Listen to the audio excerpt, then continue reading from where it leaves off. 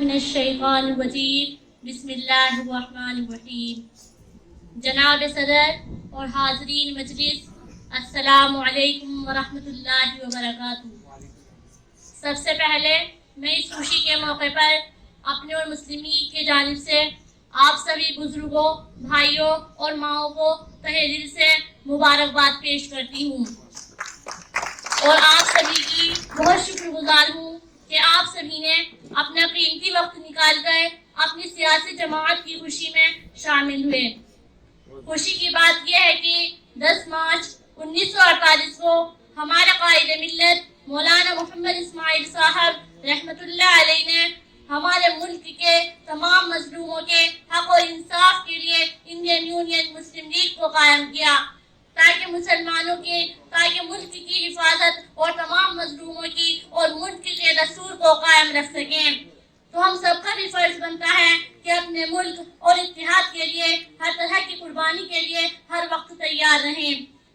तो मैं इसलिए आप सभी से दरख्वास्त करती हूँ कि आप सभी इस सब्ज हिलाली परचम को बुलंद करने के लिए मुत्तहिद हो जाएं, क्योंकि मसाइल अनेक हैं, हल सिर्फ एक है और वो है इंडियन यूनियन मुस्लिम लीग। दबे कुचले और मुसलमानों की पॉलिटिकल पावर है इंडियन यूनियन मुस्लिम लीग। हक और इंसाफ की सियासी पावर है इंडियन यूनियन मुस्लिम लीग। तो आइए अपनी सियासी जमात से मुत्तहिद होकर तमाम किस्म के जुल्म व तशद्दुद का खात्मा करते हुए जमहूरी अंदाज में हक और इंसाफ की हुकूमत कायम कर सके और ताकि हर मजहब के मानने वाले को आज़ादी के साथ अपने मजहब के मुताबिक जिंदगी गुजारने का मौका मिल सके और हर मजहब का मानने वाला अपने आप को पूरी तरह महफूज समझ सके और ये फिरका परस्ती का और सरकशों को मुंह तोड़ जवाब दिया जा सके और मुकम्मल तौर पर तमाम नफरतों का खात्मा करके अपने मुल्क को तमाम दुनिया के सामने सर बुलंद करके एक मिसाल कायम की जा सके। और यही हमारा इरादा है, यही हमारा अज़्म है और यही हमारा मजहब हमें सिखाता है और यही हमारी सियासी जमात मुस्लिम लीग हमें देती है। अब मैं एक शेर के साथ अपनी बात खत्म करना चाहती हूँ। मगरिब की वादियों में गूंजी अज़ां हमारी, मगरिब की वादियों में गूंजी अज़ां हमारी, थमता न था किसी से सैरे रवा हमारा। आखिर कोई बात तो है हम में ऐसी कि हस्ती मिटती नहीं हमारी, आखिर कोई बात तो है हम में ऐसी कि हस्ती मिटती नहीं हमारी। हर दौर में रहा है दुश्मन जहां हमारा। अब मैं चाहती हूँ कि आप सभी बुलंद आवाज में एक जोरदार नारा लगाएं। नारे तकबीर, मुस्लिम लीग जिंदाबाद, जिंदाबाद, जिंदाबाद। अल्हम्दुलिल्लाह रब्बिल आलमीन। मुस्लिम लीग के यौम क़याम की मुबारकबाद पेश करता हूँ और आपका इस्तकबाल करता हूँ ऐसी महफिल में जहाँ आदमी खुद गर्जी से ऊपर उठकर कौम के मफाद के लिए काम करता है। अल्लाह ताला ने फरमाया, इन्नल्लाह ला युगय्यिरु मा बिक़ौमिन हत्ता युगय्यिरु मा बिअनफुसिहिम, जिसका तर्जुमा अल्लामा इकबाल ने अपने शेर में कुछ इस तरह का किया है कि खुदा ने आज तक उस कौम की हालत नहीं बदली न हो जिसको खुद अपनी हालत के बदलने का ख्याल। माशाल्लाह। तो इसी फिक्र को लेकर इंडियन यूनियन मुस्लिम लीग का कयाम हुआ और अपने कयाम के दिन से लेकर आज तक इंडियन यूनियन मुस्लिम लीग आपकी खिदमत कर रही है, कौम की खिदमत कर रही है और मुल्क की खिदमत कर रही है। यहाँ तमाम साथी मुस्लिम लीग से वाकिफ हैं, लेकिन उनके अज़्म को, एतमाद को दोबारा से ताज़ा करने के लिए कुछ बातें आपके सामने रखना जरूरी है कि इंडियन यूनियन मुस्लिम लीग 1948 के बाद से आज तक कायम है, वरना इसके अलावा बहुत सारी पार्टियां आई, बहुत सारे लीडर आए जो आपकी वकालत का दम भरते थे, लेकिन वक्त के साथ साथ वो सफ़े हस्ती से मिट गए, क्योंकि उनका मकसद आपकी खिदमत करना नहीं था, कौम की खिदमत करना नहीं था, बल्कि उनका मकसद था सत्ता हासिल करना, सियासत में सत्ता हासिल करना और अपना भला करना। मुस्लिम लीग वो वाहिद जमात है जिसका मकसद है कि कौम की खिदमत, कौम के अधिकारों और हुकूक को हासिल करना है, इसलिए आज तक की जिंदा है। अल्लामा इकबाल ने कहा है कि कोई बात है कि हस्ती मिटती नहीं हमारी, कोई बात है कि हस्ती मिटती नहीं हमारी, सदियों रहा है दुश्मन दौरे जमा हमारा। तो इसलिए इंडियन यूनियन मुस्लिम लीग वो जमात है जो आपकी वकालत न सिर्फ पार्लियामेंट में करती है बल्कि सड़कों पर भी आपकी करती है। आपको याद होगा कि जब इसी मेरठ की सरजमीन पर मोहल्ला इमलियान में जब यहाँ कर्फ्यू लगा हुआ था, मोहल्ला इमलियान में पीएसी के पिकेट पर बम फेंका गया और वहाँ 2 पीएसी वाले मारे गए, तो क्या वजह थी कि मोहल्ला इमलियान और उसके आसपास का इलाका महफूज रहा, जबकि हमने देखा है पिछले उससे पहले के फसादात में पीएसी ने गोलियां चलाकर और घरों से निकाल कर, चाहे वो मलियाना हो या हाशमपुरा हो, एक नहीं सैकड़ों लोगों को कत्ल कर दिया गया। और जबकि आपकी ये मोहल्ला इमलियान की एक ऐसी मिसाल है कि यहाँ अल्लाह का शुक्र है कि आपका एक आदमी भी ना तो उसे नुकसान पहुंचा ना गिरफ्तार किया गया। उसकी वजह क्या थी? उसकी वजह आपकी इंडियन यूनियन मुस्लिम लीग थी। आपके जो दोनों सभासद थे उसी इमलियान से थे, एक डिप्टी मेयर मोहम्मद अशरफ साहब थे जो चले गए, अल्लाह ताला उनकी खबर को नूर से भर दे, और दूसरे हमारे साथी थे, सभासद थे हनीफ अंसारी साहब, उनका भी इंतकाल हो गया, जिनके बेटे इमरान बैठे हैं यहाँ। उन दोनों ने सड़क पर निकलकर आपकी नुमाइंदगी की, डीएम और एसएसपी से बात करके कहा बिल्कुल हम आपको यहाँ इसी इलाके में पूरी तलाशी दिलाएंगे, लेकिन ये वक्त साथ में हम रहेंगे। दोनों हमारे कायदीन ने जो कुंडी की बजा कर एक एक घर की तलाशी दिलाई, लेकिन अल्लाह का शुक्र है आपका न माल गया, न जानी नुकसान हुआ और न आपके कोई परेशानी आई। तो इंडियन यूनियन मुस्लिम लीग ने इसके अलावा आपको याद होगा मौजूदा वक्त में जब आसिफा का केस हुआ, आसिफा जो कश्मीरी लड़की थी उसके साथ जिना बिल जबर किया गया और उसे मार दिया गया। इंडियन यूनियन मुस्लिम लीग के एमपी जो ऑर्गेनाइजिंग सेक्रेटरी है जनाब ईटी मोहम्मद बशीर साहब, सबसे पहले वो कश्मीर गए, उसके वालिद को, आसिफा के वालिद को दिलासा दिलाया और मुस्लिम लीग ने 10 लाख रुपए उसकी जो परिवार था उसकी मदद की, और न सिर्फ मदद की बल्कि 40 लाख रुपए मुकदमे में लगाकर उसके जो दोषी थे, जो मुलजिमान थे, उसे कोर्ट से सजा दिलाई। आज वो कैद में जेल में पड़े हुए हैं। इंडियन यूनियन मुस्लिम लीग की और इसके अलावा आप लोगों के सामने ये बात इसलिए रखना चाहता हूँ ताकि हमारे अंदर एतमाद पैदा हो। इंडियन यूनियन मुस्लिम लीग कितनी अहमियत की पार्टी है यह पता चले और आप अवाम में जाकर पूरे एतमाद तौर से कॉन्फिडेंटली आप अवाम को समझा सके कि इंडियन यूनियन मुस्लिम लीग के साथ जुड़े, इसके मेंबर बने। जब यहाँ फसाद हुआ पीरगरान में और दोनों तरफ से एफआईआर हुई, लेकिन एक तरफा कार्रवाई की गई, मुसलमानों को गिरफ्तार किया गया और मुसलमानों के खिलाफ कार्रवाई की गई। तो यही इंडियन यूनियन मुस्लिम लीग थी जो अपने बीसीओ साथियों को लेकर यहाँ कलेक्ट्रेट पर गई और एसएसपी जो डॉक्टर ओमकार सिंह था उसके कमरे में जाकर उससे बात की। उसने कहा क्या शिकायत है? तो मुस्लिम लीग ने कहा आप एक तरफा कार्रवाई कर रहे हैं, एफआईआर भारतीय जनता पार्टी वालों के खिलाफ भी है, कमल दत्त शर्मा का फोटो है, आपने उन्हें गिरफ्तार नहीं किया, आपने हमारी जो फिरका है, हमारे जो लोग हैं सिर्फ उन्हें ही गिरफ्तार किया गया है। उसने कहा आप फिरका परस्ती की बातें कर रहे हैं। हमने कहा फिरका परस्ती आप कर रहे हैं, आपकी पुलिस एक तरफा कार्रवाई कर रही है, हम आपके पास शिकायत करने के लिए आए हैं, अगर हमारी शिकायत पर अमल नहीं हुआ फिर हम इसे सड़कों पर भी निकल कर जाएंगे। अल्लाह का शुक्र है उसका नतीजा यही हुआ कि अगले दिन अमर उजाला दैनिक जागरण में मैं फोटो के आया कि बलवाई राहुल गुप्ता गिरफ्तार और उसके अगले दिन 9 गिरफ्तार हुए, 9 बलवाई गिरफ्तार हुए, जिसमें एक मुसलमान था, बाकी सब भाजपाई थे। तो इसलिए अल्लाह पर भरोसा करके, अपने अंदर एतमाद पैदा करके हम जो है अपनी इस पार्टी का पैगाम अपने इलाकों में पहुंचाएं, मेंबर साझी करें। क्योंकि ऐसा नहीं है कि सिर्फ यहाँ आओ और बात सुनो और अपने घर चले जाओ, अपने कारोबार में लग जाओ और अपनी मसरूफियात में लग जाओ। अल्लाह ताला ने फरमाया है, वमा लैसा लिल इंसानी इल्ला मा सआ, कि मैं इंसान को कोई चीज नहीं देता सिर्फ उसके जिसके लिए वो सही ना करे, यानी कोशिश करे, सिर्फ वही देता हूँ। इसलिए कोशिश करना लाजमी है।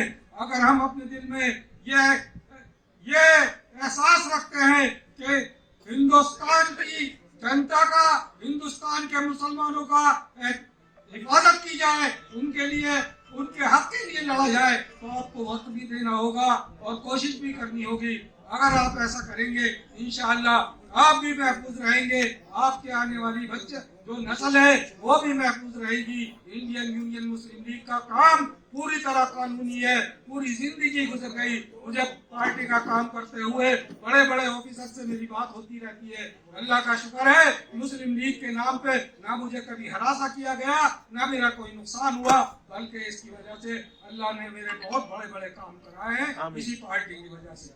तो इसलिए आप लोगों से गुजारिश है, आप इसके पैगाम को अपनी गली में, अपने वार्ड में, अपने मोहल्ले में पहुंचाएं। कोई परेशानी हो, यहाँ के शहर सदर, यहाँ के शहर के जनरल सेक्रेटरी और दीगर जिम्मेदार यहाँ मौजूद है। मैं कचहरी में रहता हूँ। इंशाअल्लाह जब भी आप कोई कौमी जाति नहीं, कौमी कोई मसला होगा, कौम के नाम पे, मुसलमान के नाम पे आपको जब भी कोई परेशान किया जाएगा, मुस्लिम लीग आपके साथ खड़ी रहेगी, शाना बशाना खड़े होकर आपके लिए इंशाअल्लाह संघर्ष और जद्दोजहद करते रहेगी। मेरा नाम अल्जबक है और मैं आप सभी को IUMN के 75वें यौम क़याम की दिली मुबारकबाद देता हूँ। और मैं आप सभी को दावत देता हूँ कि आप इससे जुड़ें, क्योंकि यही सभी सियासी मसलों का हल है। हमारी ताकत हमारे बाजू के साथ साथ हमारे विश्वास में होती है। अगर हम इच्छा करें और विश्वास करें तो ऐसा कोई काम नहीं जो हम कर नहीं सकते। मैं आप सभी का इस्तकबाल करता हूं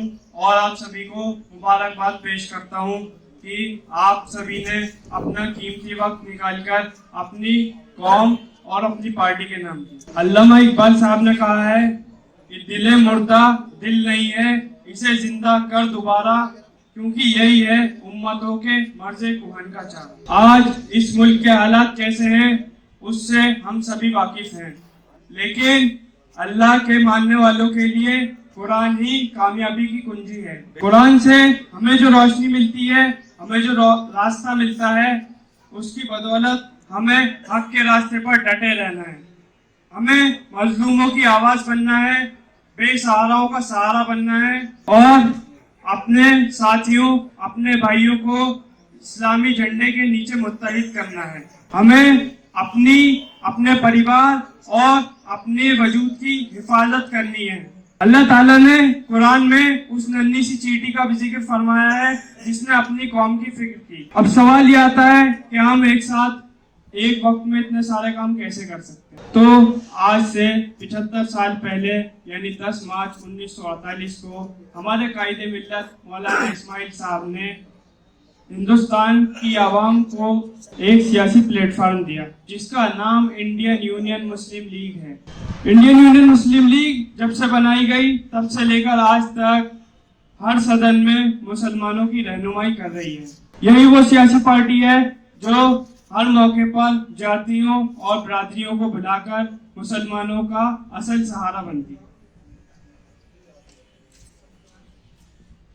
तो साथियों, अगर हम चाहते हैं कि इस मुल्क में रहते हुए हमारी तरक्की हो, हमें और हमारे बच्चों को बेहतर तालीम मिले, बेहतर रोजगार मिले, हमारी महिलाएं सुरक्षित रहें और हम महफूज रहें, तो मैं पूरे दावे के साथ आपसे ये कह सकता हूँ कि इंडियन यूनियन मुस्लिम लीग के सिवा दूसरा कोई रास्ता नहीं है। एक सवाल ये भी आता है कि पार्टियां तो और भी बहुत हैं, लेकिन हमें इंडियन यूनियन मुस्लिम लीग से ही क्यों जुड़ना चाहिए। तो अगर हम किसी दूसरी पार्टी से जुड़ते हैं, सबसे पहले तो हम अल्लाह की नाफरमानी कर रहे होते हैं, क्योंकि अल्लाह ताला ने कुरान में फरमाया कि इताअत करो मेरी, मेरे रसूल की और अपने अमीर की जो तुम में से हो। इंडियन यूनियन मुस्लिम लीग का अमीर हमेशा मुसलमान बनता है और हम में से ही होता है। दूसरी बात यह है कि अगर हम किसी दूसरी पार्टी में जाते हैं तो हमें मजदूर और गुलाम की नजर से देखा जाता है, जिसकी एक जीती जागती मिसाल आजम खान साहब भी हैं।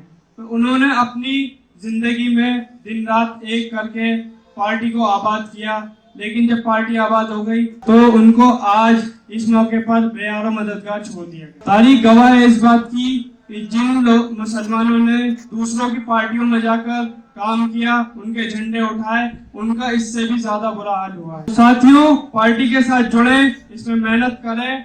मैं आपको यकीन दिलाता हूँ कि हमारी सियासी पार्टी इंडियन यूनियन मुस्लिम लीग वार्ड से लेकर राष्ट्र तक आपके साथ है। लोकसभा में हमारे पास 3 MP है, राज्यसभा भी है। केरला विधानसभा में हमारे पास 15 विधायक मौजूद हैं, तमिलनाडु में हमारे विधायक हैं। उसके अलावा जिला पंचायत में हमारे पास हजारों सीटें हैं। इसके अलावा लाखों की तादाद में हमारे पास मेंबर हैं। अगर यही जज्बा रहा तो मुश्किलों का हल भी निकलेगा। जमीन बंजर हुई तो क्या, वहीं से जल भी निकलेगा। ना मायूस हो, ना घबरा अंधेरे से ऐ मेरे साथी, इन्हीं रातों के दामन से सुनहरा कल भी निकलेगा। हम यही सोचकर मुश्किलों से लौटे आए हैं कि धूप चाहे जितनी भी हो, समुद्र कभी सूखा नहीं करता। 1948 को मौलाना इस्माइल साहब ने मद्रास राजा जी हॉल में बैठ कर एक मीटिंग लेने के बाद में इंडियन यूनियन मुस्लिम लीग का आगाज किया। मौलाना इस्माइल साहब ने ये पेड़ लगाया है, तो इंशाल्लाह हम अगर इसका जो है फल ना खाएंगे तो आने वाली हमारी नस्ल जरूर खाएगी इंशाल्लाह। ये मुझे उम्मीद है कि हम नहीं खाएंगे तो हमारी आने वाली नस्ल इसका जो है फल फ्रूट। 2 जिंदगी है, एक जिल्लत की जिंदगी है, एक इज्जत की जिंदगी है। इज्जत की जिंदगी तो वो है जो मुस्लिम इंडियन यूनियन मुस्लिम लीग से जुड़ी हुई है, जो लोग उसमें काम कर रहे हैं, जो उससे जुड़े हुए हैं, वो इज्जत की जिंदगी जी रहे हैं। और जिल्लत की जिंदगी वो है जो गैर मुस्लिम पार्टियों से जुड़े हुए हैं। मुसलमान जो है, नक्शा आपके सामने, आजम खां को ले लो, अतीक अहमद वालों को। सबसे पहले तो मैं आप सब बैठे सभी साथियों को मेरा अस्सलाम वालेकुम। जैसा कि हमारे सुहेल भाई ने बताया कि मैं एक चैरिटेबल स्कूल चला रहा हूँ। मेरा खुद का चैरिटेबल स्कूल नहीं है, वो आप सभी का चैरिटेबल स्कूल है। ये काम केवल वही लोग कर सकते हैं जिसके दिल में कौम के लिए जज्बा हो, कौम की कामयाबी के लिए जज्बा हो, और जो ये चाहता हो कि उसकी कौम आगे बढ़े। जैसा कि मैं एक महापुरुष है, उन्होंने कहा था कि शिक्षा वो शेरनी का दूध है जो जितना पिएगा वो उतना दहाड़ेगा। ये बात हकीकत है। अगर आज हमारी कौम शिक्षित होती और ज़्यादा से ज़्यादा शिक्षा ग्रहण करती तो आज हमारे हालात ये ना होते। लेकिन हमें उन सब से हटके अपने ज़मीनी तौर पर मेहनत करनी है। ज़मीनी तौर से मेहनत मेरी मुतालबा ये है कि हमें सबसे पहले अपने घरों में शिक्षा कायम करनी है। वो दिन भी इंशाअल्लाह क्या दिन होगा जिस दिन हमारी कौम के छोटे छोटे बच्चों के हाथ में, एक हाथ में संविधान होगा और एक हाथ में कुरान होगा। तो इंशाअल्लाह वो दिन हमारी कामयाबी का दिन होगा और हमारी हिस्सेदारी का दिन होगा। और हम भी पार्लियामेंट में जाकर बैठेंगे और हमारे लोगों को और हमारे अपने जो हमारे बच्चे होंगे मुस्तकबिल में आकर उन्हें जो है पूरी कायनात सलाम करेगी। आप किसी बच्चे को 1 रुपया भीख में दे दो या 1 करोड़ भीख में दे दो, वो 10 दिन में उसे खत्म कर देगा। लेकिन अगर हम अपने दिल में अहद करें कि हमें एक गरीब बच्चे को पढ़ाना है, तो वो बच्चा पूरे हिंदुस्तान के मुस्तकबिल के साथ साथ हमारी कौम का भी मुस्तकबिल को आगे बढ़ाएगा। और वो बच्चा आगे चलकर उसी रास्ते पर चलेगा जिस रास्ते पर हमने उसे चलाया था। आज हम मौलाना को कहते हैं कि मौलाना ने इंडियन यूनियन मुस्लिम लीग बनाई, अल्लाह उनको जज़ाए खैर अता फरमाए। उन्होंने हमारी परवाह की, हमारी शान शौकत की, हमारी मस्जिदों की, हमारे इस्लाम की परवाह की और इंडियन यूनियन मुस्लिम लीग बना करके हमें अपनी बात कहने का मौका दिया और हमें रास्ता दिखाया विधानसभा और पार्लियामेंट तक पहुंचने का, वहां अपने हुकूक की लड़ाई लड़ने का मौका दिया, वहां तक जाने का हमें रास्ता दिखाया। तो तो साथियों, इसीलिए हम उनको कहते हैं कि अल्लाह उनको जज़ाए खैर अता फरमाए। अगर हमने ऐसे ही काम किया जैसे मौलाना मोहम्मद इस्माइल साहब ने किया था, तो शायद आने वाले कल की नस्लें होंगी तो वो हमें भी दुआएं देंगी और हमारे जाने के बाद वो हमें भी कहेंगे अल्लाह से कि अल्लाह उन्हें भी जज़ाए खैर अता फरमाए। हमारे जाने के बाद हमें निजात का जरिया बनेंगे, हम अल्लाह से सिफारिश करेंगे वो कि अल्लाह उनको जन्नतुल फिरदौस में आला मकाम अता फरमाए। तो साथियों, थोड़ा सा मेहनत करें और अब आने वाला जो इलेक्शन है वो नगर निगम का होगा। हम अगर मेहनत करेंगे तो इंशाअल्लाह हम उस पर काबिल हो सकते हैं और ये पहली सीढ़ी होगी जहां हमें चढ़ने का मौका मिलेगा। जिस तरह से हम पहले 6% जीते थे, आने वाला जो इलेक्शन होगा हम 6 नहीं, हम 60 भी जीत सकते हैं अगर हमने मेहनत की है। तो अगर मेहनत नहीं की तो हम एक भी नहीं जीत पाएंगे। वालेकुम, मेरा नाम अकमल अली है। मैं इंडियन यूनियन मुस्लिम लीग की आन शान के लिए लड़ूंगा और मुस्लिम लीग का प्रचार प्रसार करूंगा। आखिर ये स्थापना दिवस के लिए मुबारकबाद देने की जरूरत क्यों है? आखिर जरूरत क्या है? क्यों कहा जा रहा मुबारकबाद है? मुबारकबाद उस चीज की दी जाती है जो बहुत अहम होती है, बहुत जरूरी होती है और सबके लिए खास होती है। उस चीज की मुबारकबाद दी जाती है, उसके रिपीट होने पर मुबारकबाद दी जाती है। मुस्लिम लीग की स्थापना 10 मार्च 1948 को मद्रास के राजाजी हॉल में मोहतरम मौलाना इस्माइल मद्रासी साहब रहमतुल्लाह अलैह ने इसकी स्थापना की थी, इसकी बुनियाद रखी थी। और उस वक्त के रहनुमाओं ने, हिंदुस्तान के लीडर्स ने कहा था उनसे कि मुल्क आजाद हो गया है, मुल्क आजाद हो गया है, सभी के संविधान लिख दिए गए हैं, माइनॉरिटी के, मेजोरिटी के, अब किसी पार्टी की जरूरत नहीं है। खुद मुसलमान भी ये सोच चुके थे कि अब मुसलमानों को किसी पार्टी की जरूरत नहीं है। जैसे आज की तारीख में बहुत सारे लोग मुसलमानों के रहनुमा बन रहे हैं, या दूसरी सेकुलर पार्टियां कहती हैं हम आपके रहनुमा है, आपको अपने लीडर की जरूरत नहीं है। हद तो वहां आ जाती है जब खुद उन पार्टियों के कुछ नामुराद लोग भी मुसलमान होते हैं, अपने आप को कहते हैं और कहते हैं मुसलमानों को अगर मुस्लिम लीडरशिप चाहिए तो पाकिस्तान चला जाए। ऐसे ऐसे जाहिल लोग भी इन पार्टियों में घुस जाते हैं और हमारे हौसलों को कम करना काम करते हैं। असल बात यह है, जब उनसे पूछा गया मौलाना इस्माइल साहब से कि आप पार्टी क्यों बना रहे हो, मुल्क आजाद हो गया, तो जवाब ये दिया गया कि मुल्क का संविधान लिख दिया गया है, मुसलमानों के, माइनॉरिटी के अधिकार भी लिख दिए गए हैं। संविधान में यह भी लिख दिया गया है कि चोरी नहीं होगी, डकैती नहीं डलेगी, हत्याएं नहीं होगी। लेकिन क्या वो सब रुक गई? कहा कि नहीं रुकी।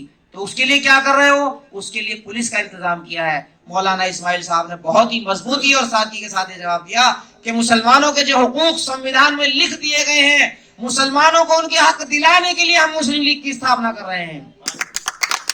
साथियों, संविधान में जो लिखे हुए हक होते हैं, माइनॉरिटी के हो, दलित के हो, दलितों को भी नहीं मिलते थे, लेकिन जब उनकी रहनुमाई हुई तो उनके अधिकार उनको मिलने शुरू हो गए। इंशाअल्लाह सुम्मा इंशाअल्लाह जब हिंदी भाषी क्षेत्रों में हमारी पार्टी मजबूत हो जाएगी तो मुसलमानों को उनके हक मिलने शुरू हो जाएंगे। जिस तरह से दक्षिण भारत में, केरल में, तमिलनाडु में, आंध्रा में मुसलमानों को उनके हकूक मिल रहे हैं अल्हम्दुलिल्लाह। अस्सलामु अलैकुम वरहमतुल्लाहि वबरकातुहू। मुस्कान ने हम सबको एक सबक सिखाया है, इस दौरे फितन में भी पैगाम सुनाया है। बेताब निगाहों को, खामोश जुबानों को, मुस्कान ने लोगों हम सबको उभारा है। बेताब निगाहों को, खामोश जुबानों को, मुस्कान ने लोगों हम सबको उभारा है। मुस्कान तेरी जुर्रत और तेरी शुजाअत ने सोए हुए कल्बों को अब तूने जगाया है। मुस्कान तेरी जुर्रत और तेरी शुजाअत ने सोए हुए कल्बों को अब तूने जगाया है। मुस्कान ने हम सबको एक सबक सिखाया है, इस दौर फितन में भी पैगाम सुनाया है। अय्यारों की अय्यारी, मक्कारों की मक्कारी, इस्लाम के दुश्मन को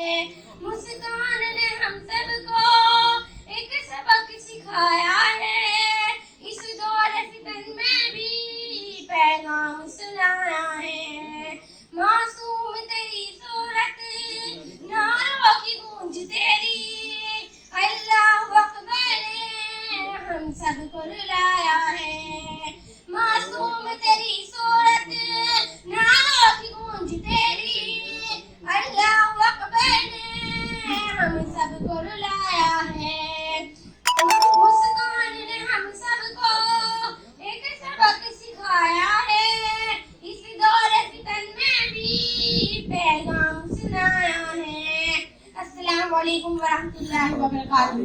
सबसे पहले तो जो है मैं पार्टी की तरफ से ये मुबारकबाद देता हूँ कि 75वां जो है हमारे स्थापना दिवस मनाया जा रहा है। ये खुशी की बात है, बहुत ज्यादा।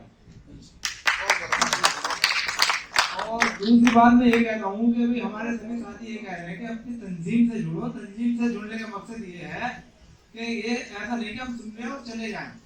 तो इसका मकसद ये है हम आज बदल ले लेना चाहिए सबक कि वो क्या थे राज क्या है, और यहाँ तरह की सच्चाई को भी वो दबाना की कोशिश करें। उनकी तंजीम पक्की है, हमारे से बेहतर है।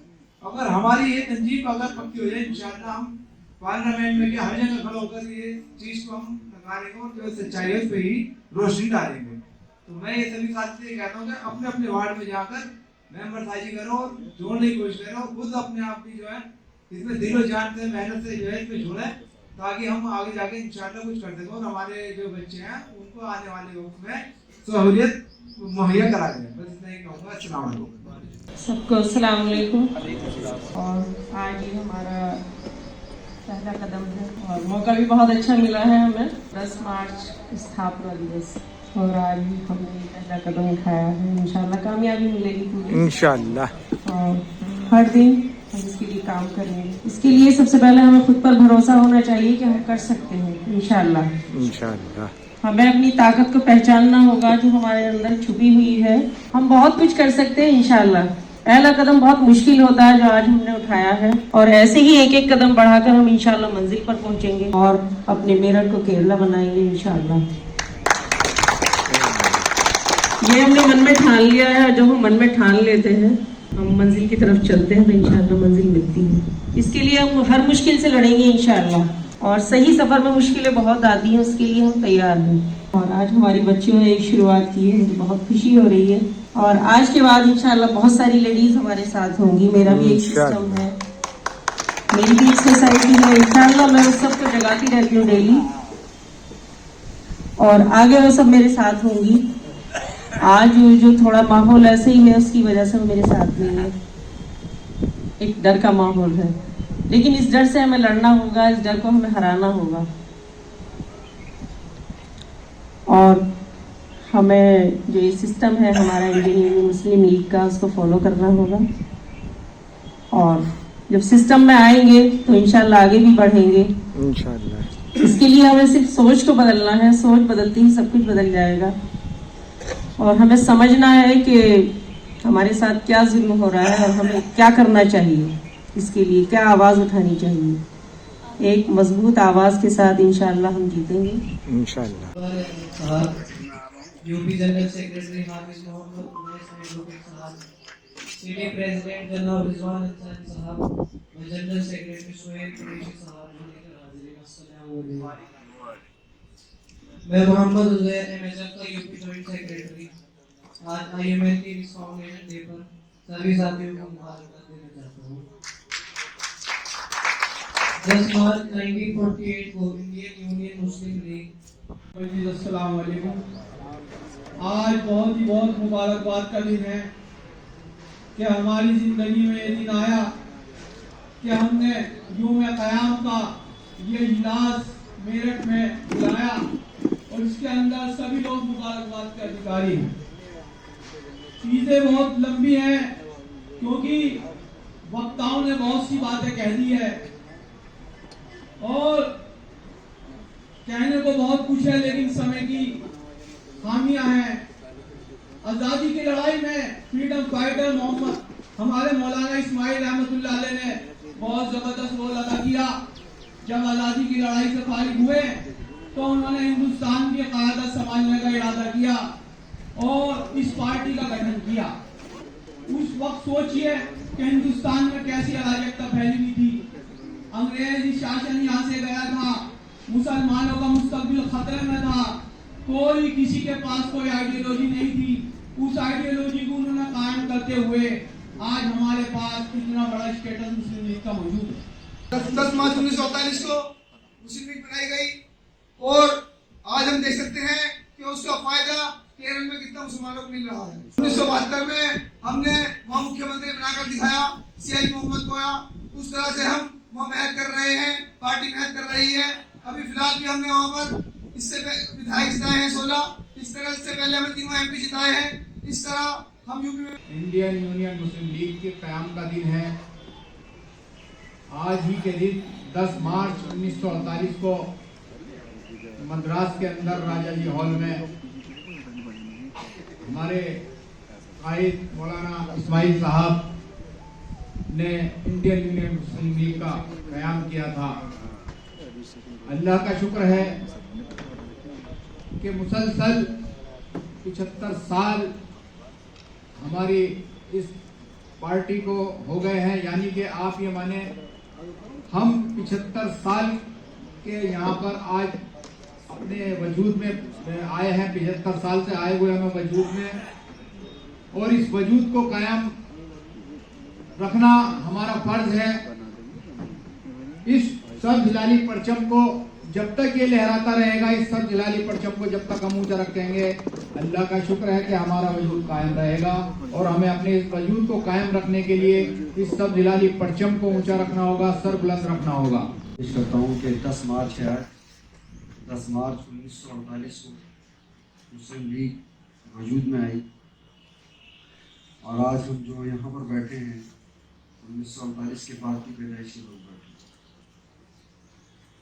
और मुबारकबाद के मुस्तहिक आप इसलिए और हैं कि आज जो हालात हैं, जिस तरह से काउंटिंग चल रही है, एक झुंड है जो झुंड पूरे इलेक्शन में था, और एक वो मुत्तहिद लोग हैं, वो चंद लोग हैं यहाँ पर मौजूद, वो कामयाब नहीं है झुंड जो एक तरफा की बात करता था। जो मुट्ठी भर लोग हैं आज वही कामयाब हैं यहाँ मौजूद। तो अक्लमंद लोग वो हैं जो अपनी तंजीम के साथ जुड़े हैं। भीड़ थी, भीड़ चली गई, वहाँ भी वही लोग कामयाब हुए जो मुत्तहिद थे, चाहे वो गैर ही क्यों ना हो, लेकिन कामयाब वही हुए जिनके यूनिट मजबूत थे, जिनकी पोलिंग बूथ मजबूत थी, भीड़ मजबूत हुई। भीड़ तो मज़े लूटने आती थी, मज़े लूट के चली गई। असली वो इलेक्शन के दिन जिन्होंने शराब पी वो वोट डालने भी नहीं गए। तो कामयाब वही लोग होने हैं, वही तंजीम कामयाब होगी जिसके यूनिट मजबूत होंगे, जिसके अंदर यूनिट होगी। आज हमारे हालात ऐसे हैं कि अगर आप रोड पर निकलोगे तो एक नर्वस ही पूछोगे लोग से कुछ बीमारी है, कुछ नहीं है, कहीं कुछ बीमारी है, वोट नहीं डले। इस एरिया में मैं रहता हूँ, जिस दिन इलेक्शन था आधे घर के वोट नहीं थे, आधे एरिया के वोट नहीं थे। वोट ना होने की वजह हमारी तंजीम का मजबूत होना नहीं। समाजवादी पार्टी को लोग वोट दे रहे थे लेकिन उसके यूनिट मौजूद नहीं थे। इस नींव का रखने का मकसद सिर्फ यही था कि मुसलमानों के हक के लिए कोई बात करने वाला तो हो। कांग्रेस का कहना यह था कि इस पार्टी की कोई जरूरत ही नहीं है, भाई तुम्हारी मुस्लिम लीग थी वो तो चले गई पाकिस्तान, इस पार्टी की क्या जरूरत है अब। तो मौलाना ने कहा कि इस पार्टी की तो सबसे ज्यादा जरूरत है, मुसलमानों के हक की बात कौन करेगा, कौन मुसलमानों के लिए कहेगा। तो यही एक वाहिद पार्टी है मुस्लिम लीग जो मुसलमानों का हक की बात करती है और आवाज़ उठाती है मुसलमानों की। और कोई सब जितनी भी पार्टियां हैं सब अपने अपने फायदे के लिए आपका वोट मांगते हैं, अपने अपने मकसद, उनका मकसद है कि भाई अपनी वोट, मुसलमानों की वोट अपने बहका के मुसलमान कैंडिडेट को खड़ा करके उनकी वोट ले ली जाए। और इस पौधे को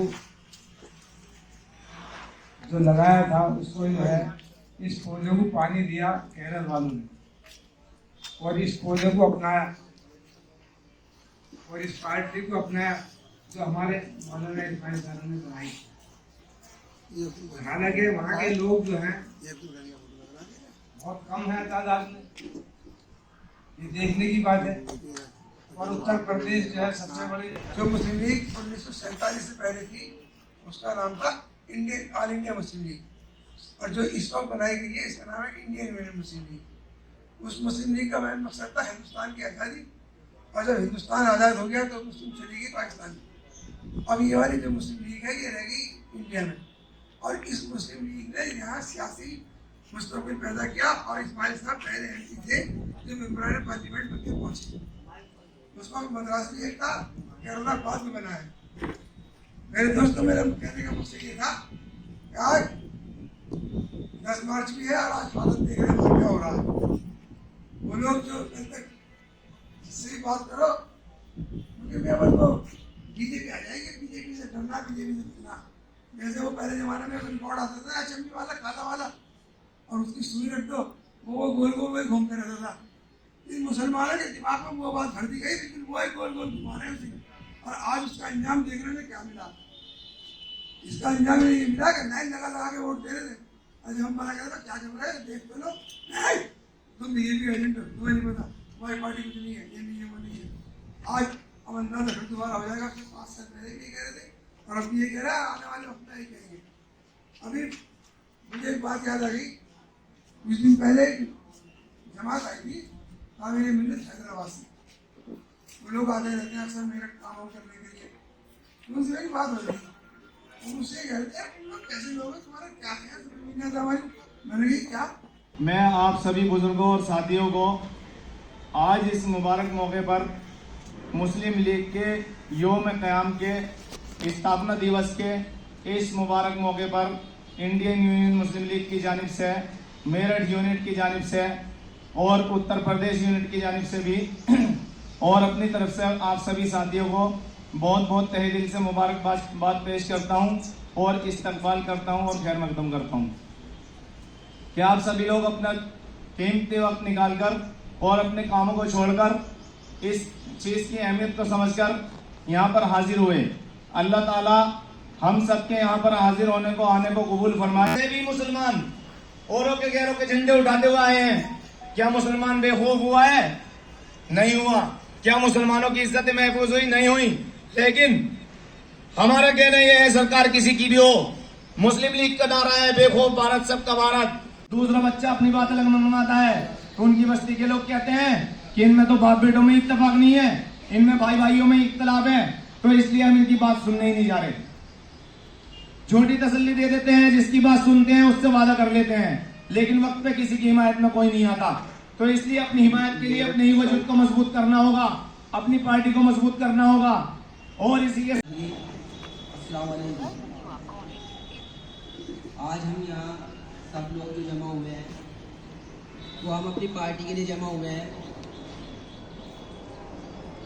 10 मार्च 1948 को मौलाना मोहम्मद इस्माइल साहब ने इस पार्टी को खड़ा किया था, जिसके मकसद ये था कि हिंदुस्तान के अंदर मुसलमानों के हकूक़ को ज़िंदा रखा जाए। आज हम लोगों को जो हक मिल रहे हैं वो इसी पार्टी की बुनियाद पर मिल रहे हैं, नहीं तो यहाँ पर मुसलमानों के हालात बहुत ख़राब होते। लेकिन अभी भी हमारी कौम के कुछ लोग इस बात को समझने को तैयार नहीं है। वो दूसरी पार्टियों के झंडे को उठाए हुए हैं और सोच रहे हैं कि हम दूसरे लोगों की गुलामी करके महफूज हैं, जबकि ऐसा बिल्कुल भी नहीं है। अगर आप महफूज हो सकते हो तो सिर्फ अपनी क़यादत के अंदर महफूज हो सकते हो, और जो हमारी इंडियन यूनियन मुस्लिम लीग आपको दे रही है। हमारी उन लोगों की मिसाल ऐसी है कि वो चाहते हैं कि भाई हम राज करें, लेकिन राज करना है तो दूसरों की गुलामी करके। क्या कभी ऐसा हुआ है कि कोई गुलाम राज कर सका है? जब तक ये सोच नहीं बदलेंगे तब तक कुछ नहीं होने का। इसलिए हम लोगों को चाहिए कि हम अपने परचम के नीचे आए, अपनी पार्टी को मजबूत बनाएं। हम नहीं तो हमारे बच्चे इस दिवस को मनाते रहेंगे, क्योंकि वक्त कब किसका कब आ जाए ये किसी को नहीं पता। अल्लाह का बुलावा जब आता है इंसान इस दुनिया से चल बसता है, लेकिन उसके काम इस दुनिया में जो जैसे काम करता है वो वैसे ही वजूद पाता है। असल में दुनिया में खेल सियासी सूझबूझ का है। बेशक अगर किसी को सियासी सूझबूझ नहीं है, वो कितना भी उसके अंदर ख्वाहिश हो, कितना भी नेक रहती हो, वो कहीं ना कहीं फंस जाता है। हमारे साथी ये समझते हैं कि ये दुनिया जो है ये फ्री है, जो जी में आवे कर लो, यहाँ किसी का कोई कंट्रोल नहीं। जिन्हें सियासी सूझबूझ होगी वो ये मानते हैं और वो सब आखिर में जेल में जाते हैं। दुनिया का कोई खित्ता भी सियासी कंट्रोल से आजाद नहीं है। वहाँ आप अपनी मर्जी से कोई काम नहीं कर सकते। इस चीज को हमारे कायद जानते हैं। सर सैयद ने, सब जानते हैं जो तालीम की बात करते हैं, कहते हैं कि सर सैयद ने यूनिवर्सिटी बनाई। सर सैयद ने अकेली यूनिवर्सिटी नहीं बनाई, सर सैयद ने मुस्लिम लीग, क्योंकि वो जानते थे दुनिया का निजाम सियासी ताकत कंट्रोल करती है। अगर यूनिवर्सिटी की हिफाजत के लिए तुम्हारी सियासी ताकत नहीं होगी, तुम्हारी यूनिवर्सिटी बंद होगी। उस सियासी ताकत का नतीजा है, उस मुस्लिम लीग के एमएलए और एमपी का नतीजा है आज भी अलीगढ़ यूनिवर्सिटी में जिन्ना का फोटो लगा हुआ है। बीजेपी की हुकूमत है, कई बार आंदोलन चलाया, उतार दो, लेकिन सर सैयद ने अकेली यूनिवर्सिटी नहीं बनाई, उसकी हिफाजत के लिए सियासी निजाम भी बनाया। इसके बरक्स चाहे आजम खान रहे हो, चाहे मौलाना साद रहे हो, चाहे मौलाना गौतम रहे हो, चाहे जाकिर नायक रहे हो, सबने ये समझा दुनिया फिर ये जो चाहे कर लो, हम तो नेक काम कर रहे हैं, हमें कौन रोकेगा। क्या असर हुआ? कहाँ है डॉक्टर जाकिर नायक? मुल्क से बाहर। जिसने बिना सियासी ताकत के स्कूल में खोला है, ये कहकर फंडिंग वहां से आ रही है, ये लोग सही पहली बात तो ये समझो, तुम वीडियो जो भी माया का बंद हो गया, उसकी हिफाजत के लिए सियासी निजाम भी कायम करो। ठीक, बहुत अच्छा। तालीम आजाद नहीं है, सियासी ताकत के कंट्रोल में है। आप क्या सब्जेक्ट बनाएंगे, आपका मीडियम क्या होगा, हिंदी होगा या आप अपनी मर्जी से कर सकते। जब हिंदुस्तान आजाद हुआ तो रेडियो का मीडियम उर्दू था। 14 अगस्त 1947 को दिल्ली के रेडियो से खबर आ रही थी, ये ऑल इंडिया रेडियो है। अब आप शकील अहमद से खबरें सुनते। अगले दिन हिंदुस्तान आजाद हो गया, उसी दिल्ली के रेडियो स्टेशन से आ रहा था, ये आकाशवाणी है। अब आप देवकी नंदन पाटिल से समाचार सुनते, तो चलिए समझ रहे हैं, अब बिना सियासी ताकत बनाए कौम का भला कर लेंगे। संभाल कौम के भले के लिए सियासी ताकत से। आजम खान ने यूनिवर्सिटी बनाई थी, मौलाना आजाद यूनिवर्सिटी, लेकिन कोई सियासी निजाम नहीं बनाया। सियासी निजाम का तो अखिलेश का मात्र कहाँ यूनिवर्सिटी चल रही है, बंद कर दी, तोड़ दी। तो एक तो दिमाग से बदमाश निकला, और ये हिंदुस्तान के लिए नहीं, पूरी दुनिया में लागू होता। जब रूस में 1917 में जार की हुकूमत थी, एक इंग्लिश फिल्म है डॉक्टर जिवागो, वो देख लो यूट्यूब पर।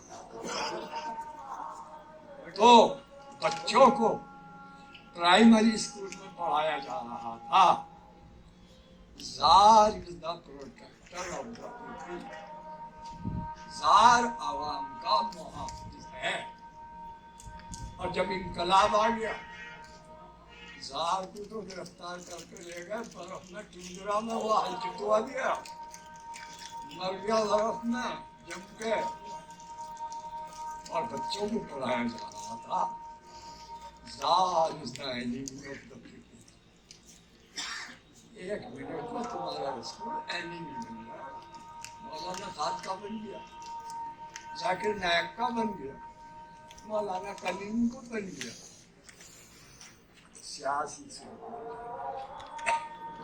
इस्माइल साहब, ये सियासी सूझबूझ बेशक। जिस वक्त हिंदुस्तान आजाद हो गया, यहाँ मुसलमानों का आजाद हो गया, शुमाल के मुसलमान डर गए। तो और जुनूब में भी मुस्लिम लीग की मीटिंग करने को किसी ने हाल नहीं दिया। वहाँ सरकारी वो है, सरकारी हाल था, सरकारी जैसे वो है ना मेरठ की टाउन हाल, तो ऐसा चेन्नई का हाल था, राजा जी हाल, वो लेकर मुस्लिम लीग बनाई थी। और शुमाल वाले इतने डर गए थे, कोई डर के मारे गया नहीं था मीटिंग। मुस्लिम लीगी भी एक गए थे मौलाना असद मोहानी, वो भी ये कहने गए थे मुस्लिम लीग मत बनाओ, अगर वो मुस्लिम लीग न बनाते। जैसे मॉब लिंचिंग हमारी हो रही पूरे हिंदुस्तान में, ऐसी साउथ के मुसलमान क्यों महफूज हैं?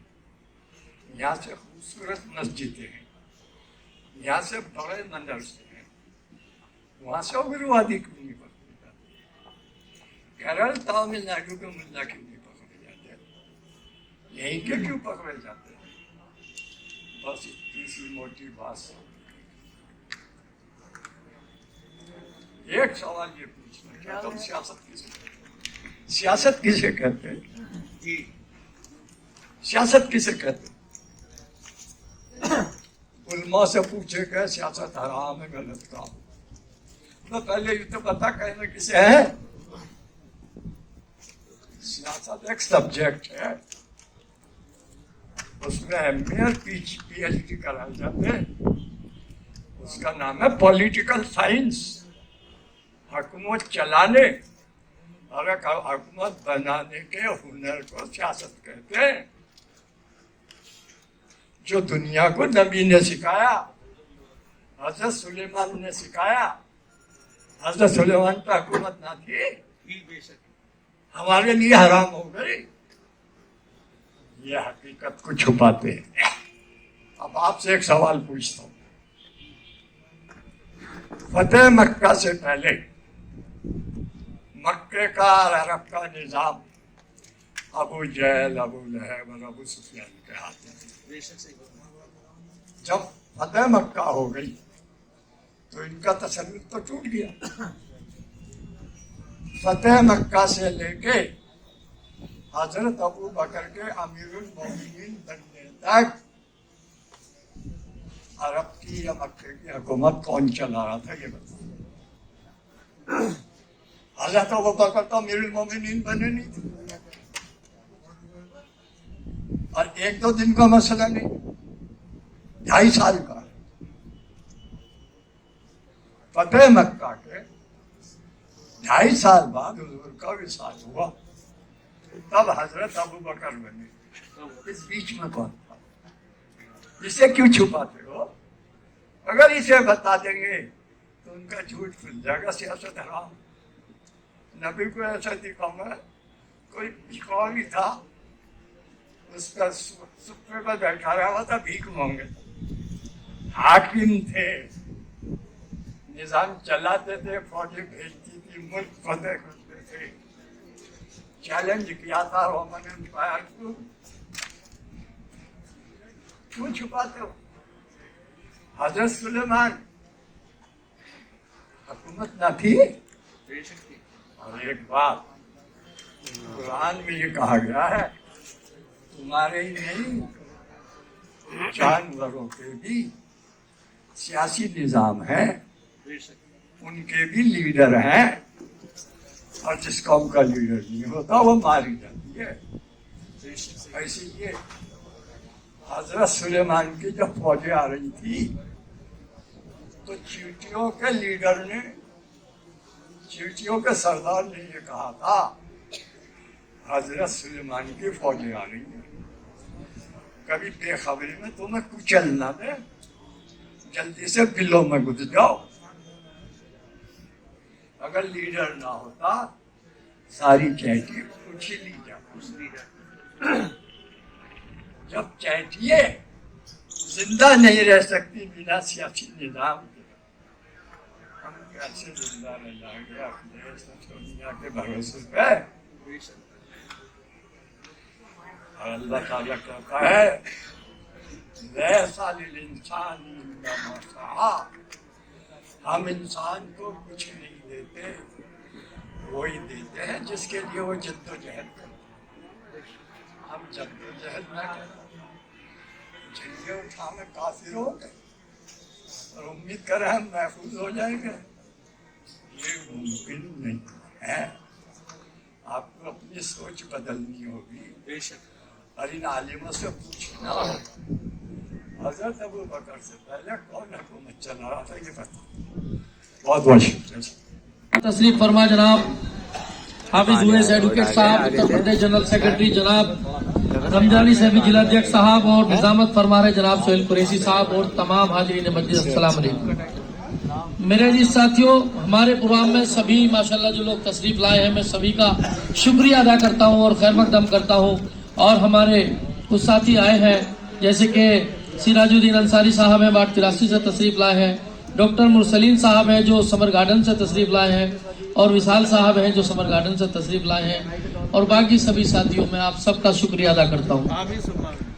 सभी साथियों ने आपके सामने पार्टी के संगठित होने की, पार्टी के फायदों की, पार्टी क्यों जरूरी है, तमाम बातें आपके सामने रख दी है। अब विचार यानी कि सोचना समझना आपके ऊपर है, तो ये तो हमें सभी को सोचना है। मेरे साथियों, मैं उन लोगों का खास करके शुक्रिया अदा करना चाहता हूँ। आज इस प्रोग्राम में हमारे सोहेल कुरैशी साहब हैं, सोहेल कुरैशी साहब जो कि अपनी विद फैमिली पार्टी की खिदमत को अंजाम दे रहे हैं, जो कि आज सभी के सामने हैं, और उनका छोटा बेटा, बड़ा बेटा और उनकी वाइफ, और अभी 2-3 रोज पहले उनकी बेटी भी यहाँ पर आई थी और उन्होंने इकबाल साहब से मुलाकात की और परिवार से मुलाकात की। मालूम हुआ कि विद फैमिली ये लोग पार्टी की खिदमत अंजाम दे रहे हैं। और माशाल्लाह हमारे अब्दुल सलाम साहब की वार्ड 79 के अध्यक्ष हैं, उनकी वाइफ भी मौजूद है, मैं उनका भी शुक्रिया अदा करता हूँ। और हमारे हाफिज साबिर वार्ड 83 के जो अध्यक्ष हैं वो भी अपने बच्चों के साथ, अपने परिवार के साथ पार्टी की खिदमत को अंजाम दे रहे हैं। हमारे आसिफ एडवोकेट साहब भी अपने बच्चे के साथ आते हैं, और यानी कि महसूस होता है कि कहीं ना कहीं ये भी अपने परिवार को पार्टी से जोड़कर चल रहे हैं। और हमारे केसर अब्बास साहब भी अपने साहबजादे के साथ प्रोग्राम में आए हैं कई बार। मैं इन तमाम साथियों का शुक्रिया अदा करता हूं, और मालूम होता है कि इन लोगों ने पार्टी को दिल से लगाया है। सभी लोग खिदमत कर रहे हैं, सभी का शुक्रिया अदा करता हूं। लेकिन अगर परिवार के साथ करोगे तो ज्यादा फायदा होगा। कभी मीटिंग अगर 11 बजे खत्म होनी है, 12 बजे हो जाएगी, तो घर में आपको सवाल नहीं किया जाएगा आप लेट क्यों आए हैं। तो इसीलिए अभी जो हमारे सोहेल साहब की वाइफ शबनम कुरैशी साहब आपके सामने उन्होंने अपने ख्यालात का इजहार किया, मैं उनका बेहद शुक्रिया अदा करता हूं और उनकी इस पहल की को मुबारकबाद पेश करता हूं। और सभी साथियों से गुजारिश करता हूं कि वो अपने परिवार के बच्चों को, अपनी वाइफों को, अब ये हम यहाँ पर मेरठ के अंदर खवातीन लीग बनाने जा रहे हैं। इंशाल्लाह मेरी उवैस साहब से बात हो चुकी है और बहुत जल्दी इसे अमल में लाया जाएगा। तो भाई जैसे कि हमारी शबनम कुरैशी ने कदम बढ़ाया है, हम सबको हम अपने परिवार में मशवरा करके, अपनी बीवियों से मशवरा करके इनके साथ जुड़ना चाहिए, ताकि ये खवातीन लीग अमल में आके और अच्छे मुस्लिम लीग की खिदमत को अंजाम दे सके। भाई इंशाल्लाह सभी लोग करेंगे। भाई मेरे अजीज साथियों, जिन लोगों ने इस प्रोग्राम के लिए फंड दिया, मैं उनका बहुत ज्यादा शुक्रगुजार हूँ, शुक्रिया अदा करता हूँ। अल्लाह ताला उनके रिस्क में बरकत फरमाए और उनकी जायज तमन्ना को पूरा फरमाए। भाई ये पार्टी का प्रोग्राम सभी आपके खर्चे से चलता है, हमें कोई फंडिंग किधर से नहीं होती, हम खुद अपना पार्टी चलाते हैं, अपना पैसा और मिलजुल कर लगाते हैं, ताकि इसीलिए लगाते हैं ताकि अल्लाह ताला ने पता नहीं किसके पैसे में कितनी बरकत रखी है, ताकि हम आगे जा सके और कल आने वाले वक्त के अंदर कोई हम पे हुक्म ना चला सके, क्योंकि जहां से फंडिंग अगर होती है गैर इरादतन होती है तो उसके हकाम को भी मानना पड़ता है। तो इसीलिए मुस्लिम लीग डरने और घबराने और झुकने का नाम नहीं है, इसीलिए हम खुद अपना पैसा इकट्ठा करते हैं, चंदा करते हैं, उसी से सारे इंतजाम करते हैं। तो मैं उन सभी साथियों का शुक्रिया अदा करता हूं जिन लोगों ने पार्टी के इस प्रोग्राम को मैनेज करने के लिए मेहनत की और इसमें पैसा दिया। भाई अल्लाह ताला उनकी जायज़ तमन्नाओं को पूरा फरमाए और आप सभी लोगों का भी मैं शुक्रिया अदा करता हूं। मेरे जी साथियों, आज जैसे कि बहुत सारे लोगों को हमने इनवाइट किया था, लेकिन कुछ लोग इस बात की फिराक में हैं, टीवी के आगे बैठे हैं कि सरकार किसकी बनेगी ये देखना जरूरी है। इसीलिए उन्होंने इस अहम प्रोग्राम को नजरअंदाज किया और सरकार बनने में आंकड़ों में वो लगे हुए हैं। लेकिन मेरा सवाल है उन लोगों से जो लोग समाजवादी के लिए मस्जिदों में दुआएं कर रहे हैं, लेकिन जरा सोचा है इस चुनाव के बाद क्या होगा? इसी के अंदर ये आप देखिए कि चुनाव नतीजा अगर सपा के हक में आएगा तो मैं गारंटी और चैलेंज के साथ कह सकता हूं कि सबसे ज्यादा समाजवादी सरकार को आने का यादव समाज और जाट समाज को होगा। भले ही मुसलमानों ने कितनी मेहनत की हो, क्योंकि मुसलमानों ने जो मेहनत की है गलत दिशा में गलत तरीके से की है, जाट समाज ने जो मेहनत की है वो सही दिशा में और सही तरीके से की है। आज से पहले दिल्ली के बॉर्डरों को दिल्ली के अंदर जाट समाज ने अपना अधिकार लेने के लिए एजिटेशन किया, प्रदर्शन किया, उसमें वो कामयाब हुए। मालूम हुआ कि जाट समाज उत्तर प्रदेश के अंदर ताकतवर है, इसीलिए हमें जाटों से समझौता कर लेना चाहिए। तमाम जाटों ने प्रदर्शन किया, लेकिन फैसला कौन कर रहा था? जयंत चौधरी, क्योंकि वो सियासी लीडर था। इस बात में एक ये भी कली जुड़ जाती है, जो लोग समाज के अंदर संस्थाएं चलाते हैं वो फैसला नहीं करते, फैसला सियासी संगठन करते हैं। जिस तरह से जाट समाज ने एजिटेशन चलाया, लेकिन फैसला जयंत चौधरी ने किया और उसने गठबंधन करने का काम किया। मेरे जी साथियों, जाट समाज को फायदा होगा, यादव समाज को फायदा होगा, मुस्लिम समाज को इससे कोई फायदा नहीं हुआ है। ऐसा नहीं है कि पिछले पहले वक्त में सपा सरकार नहीं रही है। आज अगर हम परेशान हैं तो इसी वजह से है कि हमने जीतते हुए कैंडिडेटों को वोट दिया है। और मैं आपके सामने ये बात बता देना चाहता हूं कि 1948 10 मार्च को मुस्लिम लीग का कयाम हुआ, और कयाम होने के बाद जिन जिन लोगों ने जिस राज्यों के लोगों ने मुस्लिम लीग का दामन थामा, ये नहीं सोचा कि बीजेपी आएगी। बीजेपी का तो नाम भी नहीं था, जनसंघ थी। तो मेरे जी साथियों, आज वहां बीजेपी का कोई खौफ नहीं है। बाइज्जत मुसलमान अपने बहैसियत मुसलमान मजहब की आजादी के साथ जिंदगी गुजार रहा है, और यहाँ हम बीजेपी के खौफ से दूसरी पार्टियों के दुकानें सजाने, उनकी सरकार बनवाने का काम कर रहे हैं। हमारा रास्ता गलत है। जिस जगह पर अभी हाल ही के अंदर तमिलनाडु के अंदर चुनाव हुआ है, वहां पर बीजेपी सबने देखा है, वीडियो के अंदर वीडियो वायरल हुआ कि भारतीय जनता पार्टी के उम्मीदवार को 1 वोट मिला है। और यहाँ क्या हाल है? जहां हम हैं तमिलनाडु के अंदर मुस्लिम लीग संघर्ष कर रही है, तो बीजेपी के उम्मीदवार को 1 वोट मिल रहा है। मेरे जी साथियों, सभी से गुजारिश ये है कि अगर हम ये चाहते हैं कि हमें इस सियासी सिस्टम से फायदा हो, तो अभी तय करना होगा। आने वाला वक्त नगर निगम चुनाव का है, और करना यह है कि जिस वार्ड में आप रहते हैं उस वार्ड के अंदर अपनी 10 लोगों की कमेटी बनाए, और लोगों से सबसे पहले खुद मुतमईन होए कि मुस्लिम लीग के साथ, मैं फख्र के साथ कहता हूं कि मैं मुस्लिम लीग हूं। जब ये होगा तो 11 लोगों की कमेटी बनाइए, सदस्यता अभियान चलाइए, और उसके बाद जब आने वाला वक्त का चुनाव होगा तो फिर आपका प्रत्याशी, मुस्लिम लीग ये चाहती है कि कार्यकर्ताओं को चुनाव लड़ाया जाए। तो इसीलिए सब लोग मेहनत कीजिए। बाद नमाज-ए-इज़ात जुमे की मीटिंग में आइए, यहीं पर मीटिंग होती है इकबाल हाउस के अंदर। तो सभी से गुजारिश है कि सभी साथी आए, ताकि आने वाला वक्त जो है हमारी वोटों का फायदा जाट समाज को ना हो, हमारी वोटों का फायदा सिर्फ मुस्लिम समाज और उन दबे कुचले लोगों के साथ जो गैर मुस्लिम भी हैं, जो कि नफरत नहीं रखते, उनके साथ भी इंसाफ हो। इसीलिए हम सबको एकजुट होकर मुस्लिम लीग के सब हलाली परचम के साथ काम करना है और खुद मुख्तारी और इज्जत के साथ इस हिंदुस्तान के अंदर जिंदगी गुजारनी है। सभी साथियों का बहुत बहुत शुक्रिया। सभी साथी खाना खाकर जाएं, खाने के बाद नमाज होगी। अस्सलाम वालेकुम।